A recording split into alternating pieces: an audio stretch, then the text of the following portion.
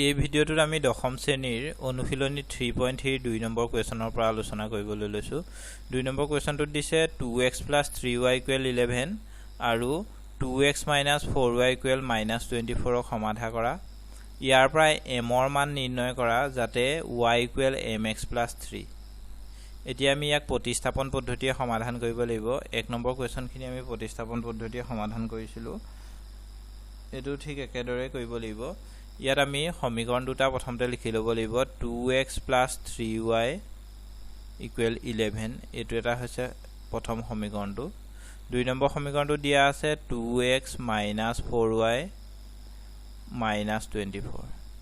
ইয়াত দেখিছোঁ যে গোটেই সমীকৰণটোৰ পৰা আমি 2 এটা কমন ল'ব পৰা হৈ আছে, গতিকে আমি কমন লৈ লৈছোঁ। ইয়াৰ পৰা যদি 2টো কমন লওঁ x থাকিব আৰু ইয়াৰ পৰা যদি 2টো কমন লওঁ তেতিয়া 2y থাকিব আৰু 24ৰ পৰা যদি 2টো কমন লওঁ তেতিয়া কি হ'ব -12 হ'ব।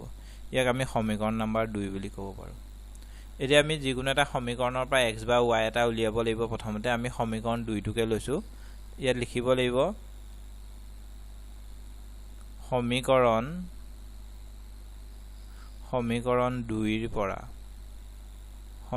2ৰ পৰা যদি আমি চাওঁ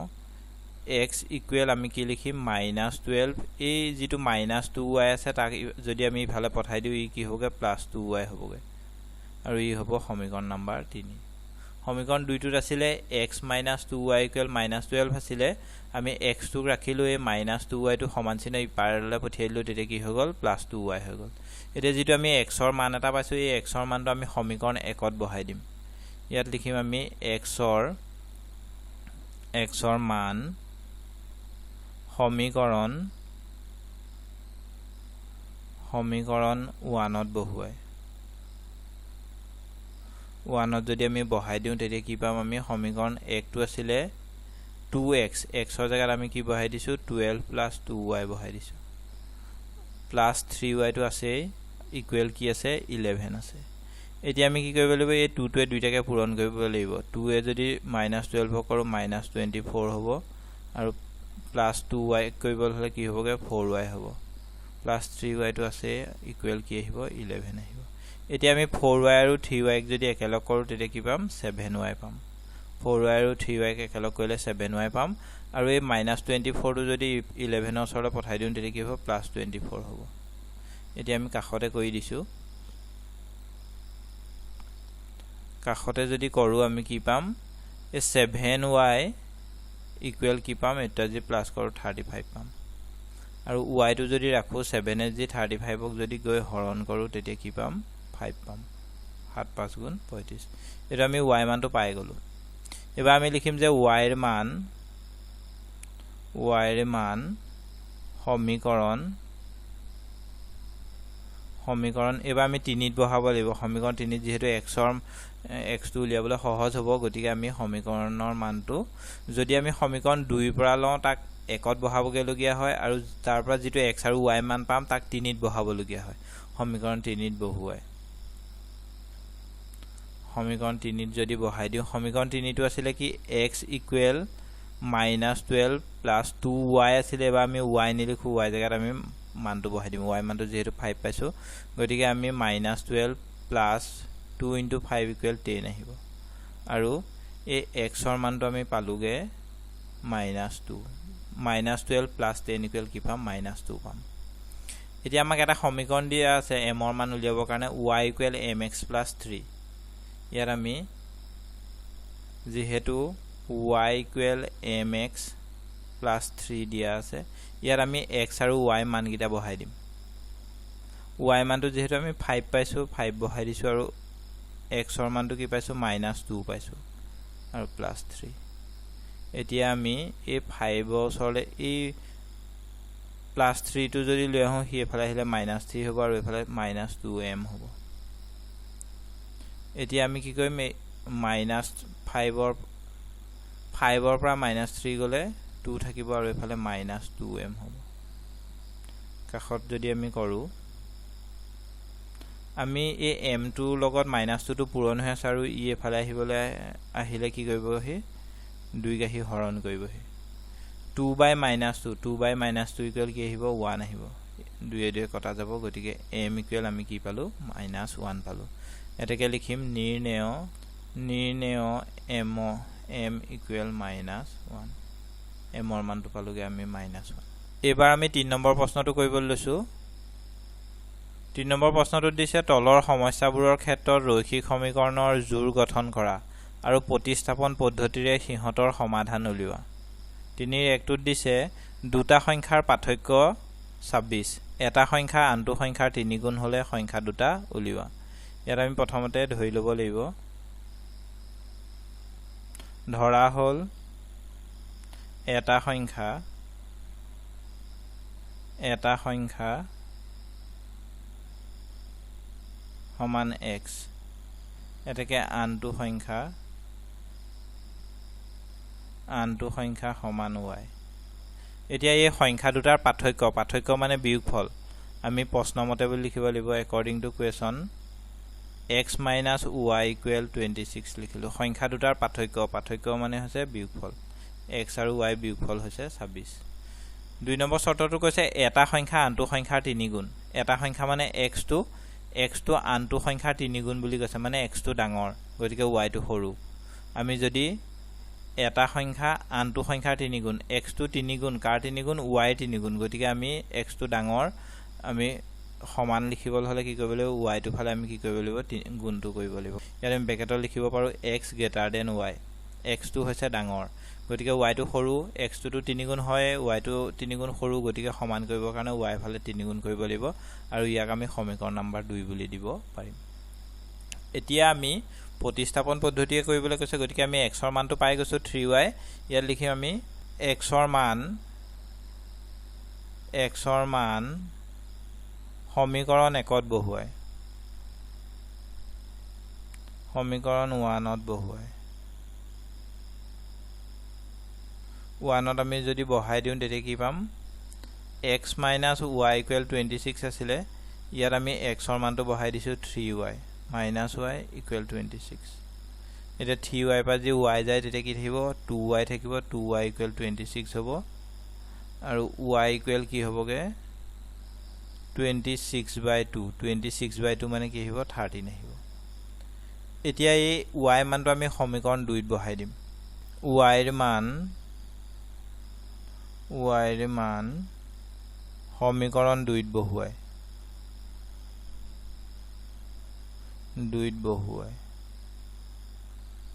সমীকৰণ 2 ত যদি বহাই দিও সমীকৰণ 2 টো আছিল x equal 3y এবাৰ আমি y নিলিখো y জায়গাত আমি মানটো বহাই দিম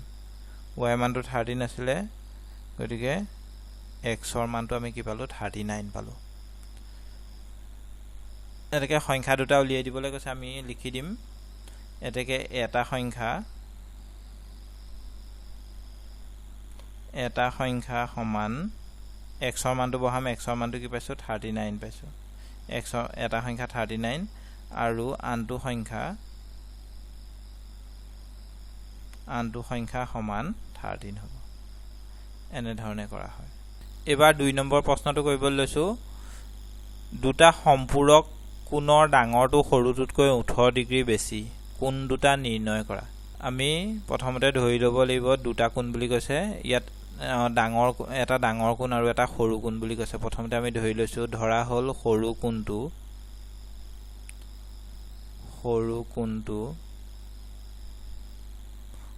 কোণটো সমান x এটাকে ডাঙৰ কোণটো সমান y আৰু কি বুলি কৈছে এহত দুটাৰ সৰু আৰু ডাঙৰ কোণটোৰ যোগফলে সম্পূৰক বুলি কৈছে অৰ্থাৎ 180 ডিগ্ৰী বুলি কৈছে according to question কি হ'ব x plus y equal 180 180 degree এই সৰু কোণটো আৰু ডাঙৰ কোণটো দুইটা লগ লাগি পেলাই কি বুলি কৈছে সম্পূৰক বুলি কৈছে গতিকে এই সমীকৰণ নম্বৰ 1 হ'ব 2 নম্বৰ সমীকৰণটোত কৈছে যে ডাঙৰটো সৰুটোতকৈ 18 ডিগ্ৰী বেছি x টো সৰু আৰু y টো ডাঙৰটো কি বুলি কৈছে সৰুটোতকৈ 18 ডিগ্ৰী বেছি বুলি কৈছে x টো সৰু y টো ডাঙৰ গতিকে y টো 18 ডিগ্ৰী বেছি বুলি কৈছে গতিকে আমি কমটো ফালে যোগ কৰিব লাগিব x টো যেহেতু কম গতিকে x ৰ ফালে x + 18 কৰিব লাগিব 18 ডিগ্ৰী বেছি y টো বেছি বুলি কৈছে x টো কম গতিকে x + 18 = y এটো হ'ব সমীকৰণ নম্বৰ 2 এতিয়া আমি দেখিছো যে সমীকৰণ 2 ত y = কি পাইছো x + 18 পাইছো গতিকে y মানটো আমি সমীকৰণ 1 ত বহাই দিম লিখিম y ৰ মান সমীকৰণ 1 ত বহুৱাই সমীকৰণ 1 ত বহুৱাই সমীকৰণ 1 ত যদি বহাই দিও সমীকৰণ 1 টো কি আছিল x + y = 180 আছিল গতিকে আমি এবাৰ y জায়গাত কি বহাই দিম x + 18 লিখি দিম y নাই লিখা y জায়গাত মানটো বহাইছো x + 18 আছে গতিকে বহাইছো ইকুৱেল কি আহিব 180 এতিয়া x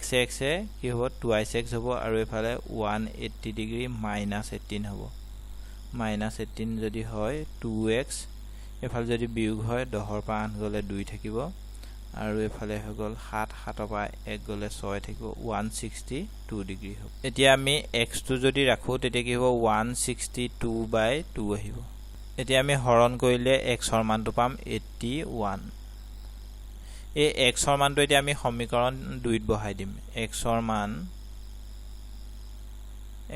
মান সমীকৰণ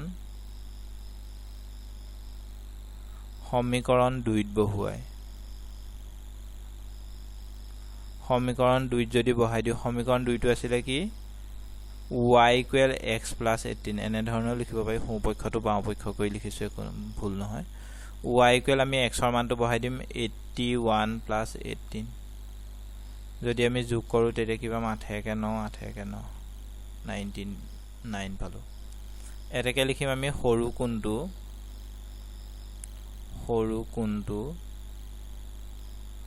কোণটো যেহেতু x আছিল x ৰ মানটো কি আহিব 81 ডিগ্ৰী আৰু ডাঙৰ কোণটো হ'ব 99 ডিগ্ৰী এই দুটাই হল আৰু আমাক এই দুটা কোণৰ যোগফল কি কৈছে 180 ডিগ্ৰী বুলি কৈছে গতিকে আমি চাব পাৰো দুইটাৰ যোগফল 9 * 10 0 কৰিব 1 8 9 17 18 180 ডিগ্ৰী পাম এইটোৱে হৈছে ইয়াৰ আনসাৰ এবাৰ 3 নম্বৰ প্ৰশ্নটো কৰিবলৈ লৈছো এটা ক্ৰিকেট দলৰ প্ৰশিক্ষকজনে 7খন বেট আৰু 6টা বল কিনে 3800 টকাত পিছত তেওঁ 3খন বেট আৰু 5টা বল কিনে 1750 টকাত প্ৰতিখন বেট আৰু প্ৰতিটো বলৰ দাম উলিওৱা আমাক ইয়াত এখন বেট আৰু এটা বলৰ দামটো উলিয়াবলৈ কৈছে গতিকে আমি ধৰি ল'ব লাগিব ধৰা হল প্ৰতিখন বেটৰ দাম সমান x টকা আৰু প্ৰতিটো বলৰ দাম সমান y টকা প্ৰতিখন বেটৰ দাম x টকা আৰু প্ৰতিটো বলৰ দাম কি ধৰিলো y টকা ধৰিলো এতিয়া প্ৰশ্নমতে কি আহিব 7খন বেট এখন বেটৰ দাম x টকা গতিকে 7খনৰ দাম কি আহিব 7x টকা হ'ব পূৰণ হৈ যাব আৰু 6টা বল হ'ব কি হ'ব 6y হ'ব সমান কিমান 3800 টকা এটো হ'ব সমীকৰণ নম্বৰ 1 2 নম্বৰ সমীকৰণটোৰ কাৰণে কৈছে 3খন বেট মানে 28x আৰু 5টা বল মানে 5y সমান কিমান আহিব 1750 টকা এটো হ'ব সমীকৰণ নম্বৰ 2 এতিয়া আমি সৰু সমীকৰণ 2 টোকে দেখিছো আমি সমীকৰণ 2 ৰ পৰা ল'ব লাগিব সমীকৰণ 2 ৰ পৰা পাও সমীকৰণ 2 ৰ পৰা আমি কি পাম চাওচোন 3x + 5y = 1750 ইয়াত যদি আমি 3x টো ৰাখো তেতিয়া কি হ'বগে এফালে 1750 - 5y হ'বগে 5y টো এফালে আহিলে -5y এতিয়া আমি x টো ৰাখিব লাগিব 3 টোৱে আহি পেলাই 1750 - 5y আহি কি কৰিবহি হৰণ কৰিব ই হ'ব সমীকৰণ নম্বৰ 3 এতিয়া আমি x ৰ মানটো কি কৰিব লাগিব সমীকৰণ 1 ত বহাব লাগিব লিখিম আমি x ৰ মান সমীকৰণ 1 ত বহুৱাই সমীকৰণ 1 ত যদি বহাই দিও সমীকৰণ 1 টো কি আছে 7x + 6y = কি আছে 3800 আছে এবাৰ আমি x নিলিখো x ৰ জাগাত মানটো বহাম 7 ইনটু কি আহিব 1750 minus 5y by 3 plus 6y টো আছে আৰু এফালে আহিব 3800 এবাৰ আমি কি কৰিব লাগিব 7 এ 1750 ক পূৰণ কৰিব লাগিব 7 এ যদি 1750 ক পূৰণ কৰো তেতিয়া 12250 পাম আৰু 7 এ 5 ক কৰিলে 35 পাম 35y by 3 plus 6y equal 3800 এতিয়া আমি LCM যদি লওঁ 3 আহিব আৰু ইয়াৰ ওপৰৰ মানকিটা একে থাকিব 12250 minus 35y এই ইয়াৰ 6y তলত থকা 1 টোৱে যদি 3 হৰণ কৰো 3 বাৰ যাব আৰু 3 এ 6y পূৰণ কৰিলে 18y হ'ব ইকুৱেল আহিব 3800 এতিয়া আমি 12250 minus 35y আৰু plus 18y যদি একেলগ কৰো তেতিয়া কি হ'ব minus 17y হ'ব আৰু এই 3 টো ইফালে গৈ পেলাই কি হ'বগে ক্ৰস মাল্টিপ্লিকেশন হ'বগে 3800 into 3 এতিয়া আমি minus 7y টো ৰাখিম আৰু এটা যদি পূৰণ কৰো 3 গুণ 24 ৰ 4 কলিব 2 3 3 9 2 11 11400 হল আৰু এই 12250 টো যদি এফালে আহে মাইনাসত আহিব 12250 এতিয়া আমি -17y টো লিখিছো আৰু আমি ইয়াক যদি বিয়োগ কৰো তেতিয়া -850 পাম ইয়াত কি হ'ব মাইনাসে মাইনাসে ক্যান্সেল হ'ব আৰু y টো যদি ৰাখো তেতিয়া কি আহিবগে 850 17 এ ডিভাইড হ'ব 17 এ যদি ডিভাইড কৰো তেতিয়া কি পাম আমি 50 পাম y মানটো আমি 50 পালো এতিয়া আমি y মানটো সমীকৰণ 3 ত বহাই দিম y ৰ মান সমীকৰণ 3 ত বহুৱাই সমীকৰণ 3 যদি বহাই দিও সমীকৰণ 3 টো আছিল x ইকুৱেল 1750 minus 5y আছিল y মানটো বহাই দিম আমি 50 বহাই দিম by 3 এতিয়া আমি 1750 এফালে আহিব 5 into 50 equal 250 হ'ব by 3 এতিয়া যে আমি বিয়োগ কৰো 0051 1500 by 3 1500 by 3 মানে কি আহিব 500 আহিব এটো হ'ব কাৰ মান x ৰ মান এটাকে x ৰ মানটো আমি 500 পালো আৰু y মানটো কি পালো 50 পালো এটাকে আমি লিখি দিম প্ৰতিখন বেটৰ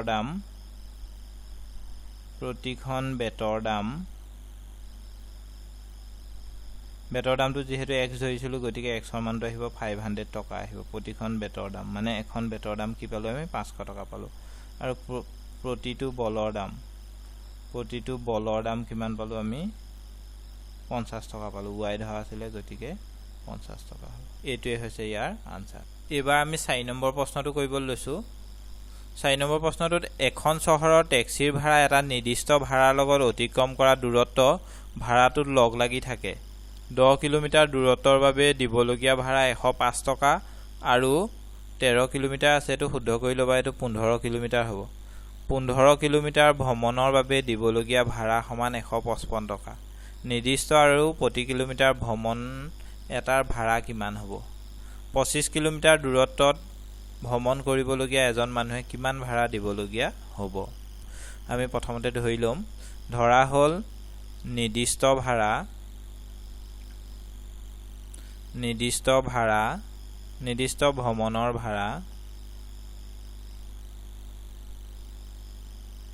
ভ্ৰমণৰ ভাড়া সমান x টকা তাৰ পিছত লিখিম আমি প্ৰতি কিলোমিটাৰ ভ্ৰমণৰ ভাড়া সমান y টকা এতিয়া প্ৰশ্নমতে 10 কিলোমিটাৰ ভ্ৰমণ কৰোতে তেওঁ 105 টকা দিবলগীয়া হৈছিল তাত x টো নিৰ্দিষ্ট ভাড়া হেতু দিব লাগিবই উপৰঞ্চি তেওঁ 10 কিলোমিটাৰ গৈছিল তাৰ বাবদ y টকা কৈ দিব লাগিব আৰু মুঠ দিবলগীয়া হৈছিল 105 টকা এটো আহিব সমীকৰণ নম্বৰ 1 2 নম্বৰ সমীকৰণটোত কি হৈছে তেওঁ 15 কিলোমিটাৰ গৈছে 15 কিলোমিটাৰ তেওঁ y টকা কৈ দিব লাগিব আৰু তেওঁ সৰ্বমুঠ 155 টকা দিবলগীয়া হৈছিল এই দুটা হল সমীকৰণ এতিয়া আমি সমীকৰণ 1 টো সৰু পাইছো গতিকে সমীকৰণ 1 ৰ পৰা আমি উলিয়াব লাগিব সমীকৰণ 1 ৰ পৰা পাও সমীকৰণ 1 ৰ পৰা আমি চাওচোন 1 নম্বৰ সমীকৰণটো x + 10y = 105 দিয়া আছে গতিকে আমি ইয়াত x টো যদি ৰাখো তেতিয়া কি হ'বগে এফালে 105 মাইনাস 10y হ'বগৈ ই আহিব সমীকৰণ নম্বৰ 3 গতিকে আমি x ৰ যেটো মান পাইছো এবাৰ আমি সমীকৰণ 2 ত বহাব লাগিব x ৰ মান সমীকৰণ 2 ত বহুৱাই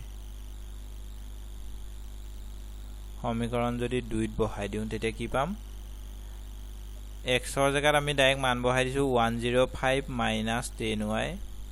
আৰু সমীকৰণটোত যেহেতু 15y টো আছে 15y ইকুৱেল কি বহাম আমি 155 এতিয়া আমি মাইনাস 10y আৰু প্লাস 15y যদি একেলগ কৰো তেতিয়া কি পাম প্লাস 5y পাম আৰু এফালে 155 মাইনাস 105 হ'ব কাখতে কৈ দিছো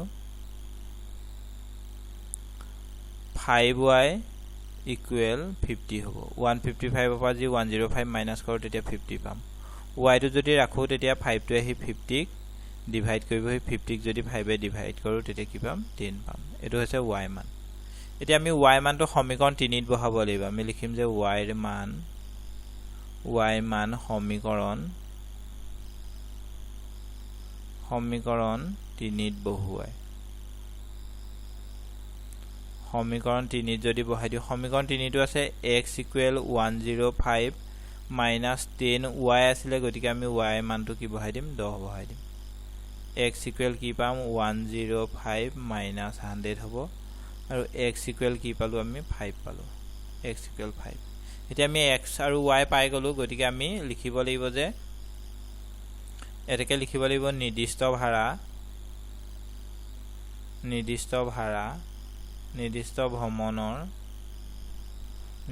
ভ্ৰমণৰ ভাড়া সমান 5 টকা এটা ফিক্স কে দিব লাগিব আৰু অতিৰিক্ত নহয় প্ৰতি কিলোমিটাৰ ভ্ৰমণৰ ভাড়া সমান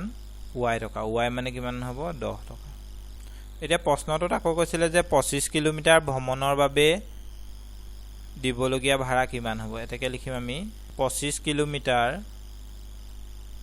ভ্ৰমণৰ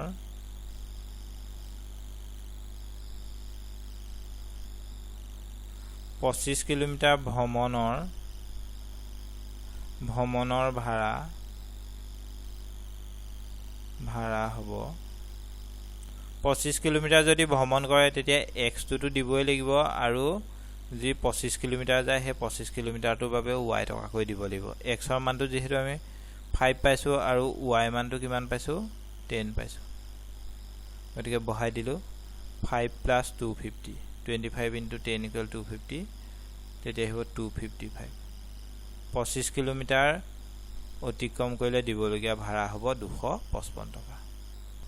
5 নম্বৰ প্ৰশ্নটোত দিছে যে এটা ভগ্নাংশ যদি লব আৰু হৰ উভয়ৰে 2 যোগ কৰা হয় তেন্তে ভগ্নাংশটো হ'বগৈ 9/11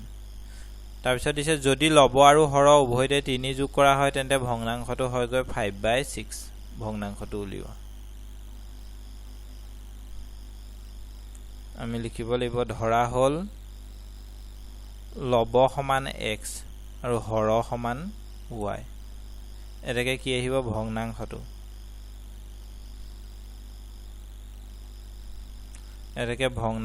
সমান x/y প্ৰশ্নমতে কি কৈছে লব আৰু হৰ উভয়ৰে 2 যোগ কৰিবলৈ কৈছে x ৰ লগতো 2 যোগ কৰিবলৈ কৈছে y ৰ লগতো 2 যোগ কৰিব তেতিয়া ভগ্নাংশটো হয়গৈ 9/11 এতিয়া যে আমি বৰ্জ পূৰণ কৰি দিও তেতিয়া x ক যদি 11 এ কৰো 11x হ'ব আৰু 2 ক 11 এ কৰিলে 22 হ'ব 9 ক y কৰিলে 9y হ'ব আৰু 2 ক কৰিলে 18 হ'ব এতিয়া আমি কি কৰিব লাগিব 11x - 9y ইকুৱেল কি হ'ব 18 এ প্লাস 22 টো ইফালে গুচি গলে -22 11x - 9y ইকুৱেল -4 হ'ব এটো হ'ব সমীকৰণ নম্বৰ 1 2 নম্বৰ সমীকৰণটোৰ কাৰণে কি কৈছে যে লব আৰু হৰ উভয়তে 3 যোগ কৰিবলৈ কৈছে x + 3 কৰিবলৈ কৈছে আৰু এফালে y + 3 তেতিয়া ভগ্নাংশটো হয় গৈ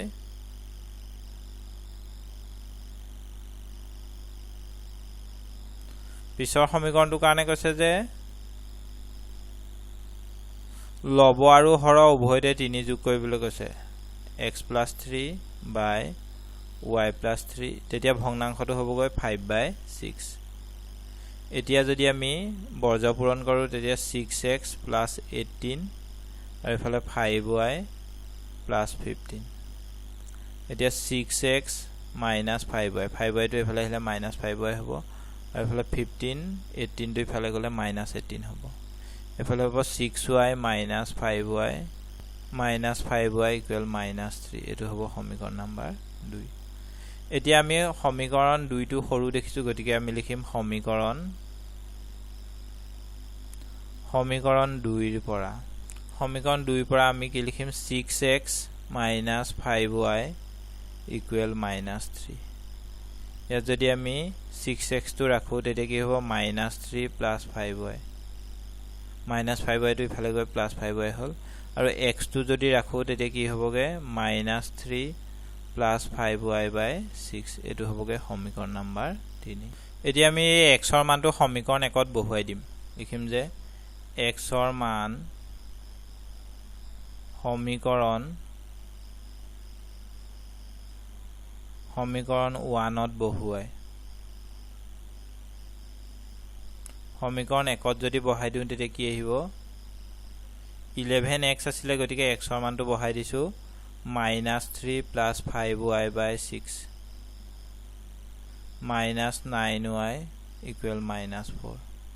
এতিয়া আমি যদি পূৰণ কৰো -33 + 55y/6 -9y = -4 এতিয়া আমি যদি এলসিএম লওঁ তেতিয়া কি আহিব 6 আহিব আৰু এটো একে থাকিব -33 + 55 থাকিব ইয়াক আমি 1 এ যদি 6 ক ডিভাইড কৰো 6 বাৰ যাব আৰু 6 এ যদি 9 ক পূৰণ কৰো 54 হ'ব 54y = -4 এতিয়া আমি -33 আৰু +55 -54y যদি আমি প্লাস মাইনাস কৰো তেতিয়া কি পাম y এটা থাকিব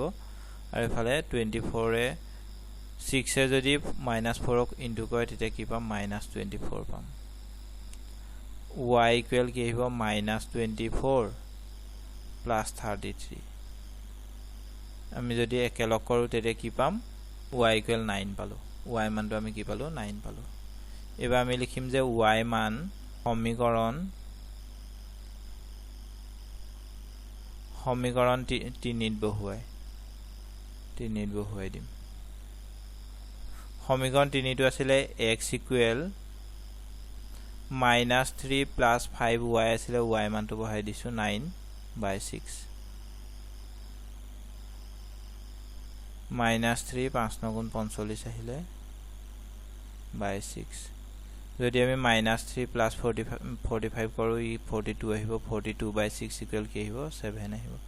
x ৰ মানটো আমি কি পালো 7 পালো আৰু y মানটো 9 পালো এতেকে আমি ভগ্নাংশটো উলিয়াই দিবলৈ কৈছিলে আমি লিখি দিম ভগ্নাংশটো হ'ব 7/9 এটোই হ'ল ইয়াৰ আনসাৰ 6 নম্বৰ প্ৰশ্নটোত দিছে আজিৰ পৰা 5 বছৰ পিছত জেকবৰ বয়স তেওঁৰ পুতেকতকৈ 3 গুণ হ'ব 5 বছৰ আগতে জেকবৰ বয়স তেওঁৰ পুতেকতকৈ 7 গুণ আছিল তেওঁলোকৰ বৰ্তমানৰ বয়স কিমান প্ৰশ্নটোত জেকব আৰু পুতেকৰ বৰ্তমানৰ বয়স উলিয়াবলৈ কৈছে গতিকে আমি ধৰি ল'ব লাগিব ধৰা হ'ল জেকবৰ বৰ্তমানৰ বয়স x বছৰ ধৰা হ'ল জেকবৰ বৰ্তমানৰ বয়স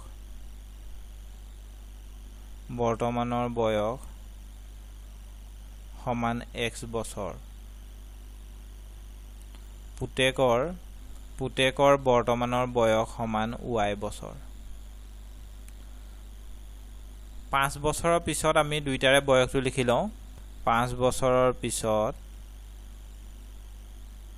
জেকবৰ বয়সৰ ক্ষেত্ৰত সদায় পিছত বুলি ক'লে কি হ'ব প্লাস হৈ যাব 5 বছৰৰ পিছত জেকবৰ বয়স কি হ'ব x + 5 হ'ব যেহেতু বৰ্তমান x বছৰ আছিল 5 বছৰৰ পিছত হে বৰ্তমান বয়সৰ লগত 5 বছৰটো যোগ হৈ যাব 5 বছৰৰ পিছত পুতেকৰ বয়সটো কি হ'বগে y + 5 বছৰ হ'ব পুতেকৰ বৰ্তমানৰ বয়সটো যেহেতু y বছৰ আছে 5 বছৰৰ পিছত y + 5 হ'ব তাৰ পিছত লিখিম 5 বছৰৰ আগতেটো লিখি লওঁ 5 বছৰৰ আগতে জেকবৰ বয়স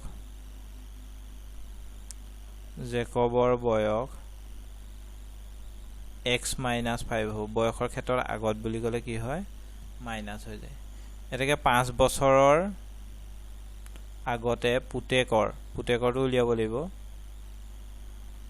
পুতেকৰ বয়স সমান y - 5 বছৰ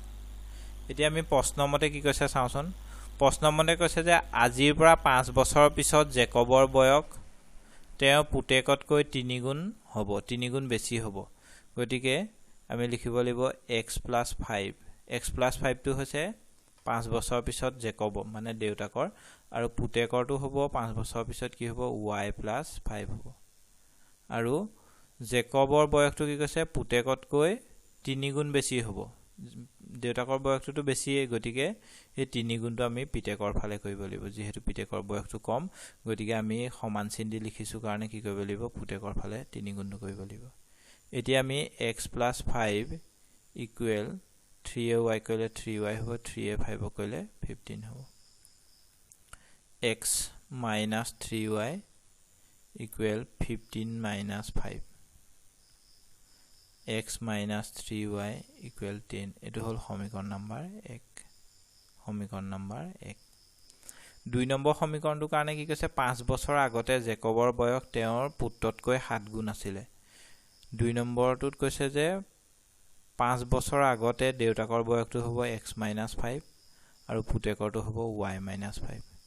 গতিকে যি 7 গুণ কৰিবলগীয়া থাকে হেতু পুতেকৰ ফালে কৰিব লাগিব দেউতাক 7 গুণ ডাঙৰে গতিকে পুতেক 7 গুণ সৰু কাৰণে আমি কি কৰিব লাগিব সমান চিন দি লিখিবলগীয়া হৈছে কাৰণে পুতেকৰ ফালে আমি 7 গুণ কৰিব লাগিব গতিকে x - 5 = 7y - 35 হ'ব 7 * 5 = 35 হ'ব আৰু x - 7y টো যি ফালে আহে মাইনাসত আহিব আৰু -35 আৰু 5 টো ইফালে গলেগে +5 হ'ব আৰু ইয়াত হ'ব x - 7y = -35 + 5 হলে কি হ'ব -30 হ'ব এটো হল সমীকৰণ নম্বৰ 2 এতিয়া আমি দুইটা সমীকৰণৰ ভিতৰত কি দেখিছো সমীকৰণ একটো সৰু দেখিছো গতিকে আমি সমীকৰণ 1 ৰ পৰা বুলি লিখিব লাগিব সমীকৰণ 1 ৰ পৰা আমি কি কৰিম x -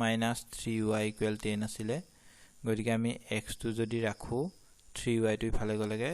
+3y হ'বগে 10 + 3y এটো আহিব সমীকৰণ নম্বৰ 3 এতিয়া এই x ৰ মানটো আমি কি কৰিম সমীকৰণ 2 ত বহাই দিম লিখিম যে x ৰ মান সমীকৰণ 2 ত বহুৱাই সমীকৰণ 2 টো আছিলে x - 7y = -30 গতিকে x টো আমি নিলিখো x ৰ জায়গাত আমি মানটো বহাই দিছো 10 + 3y লিখিছো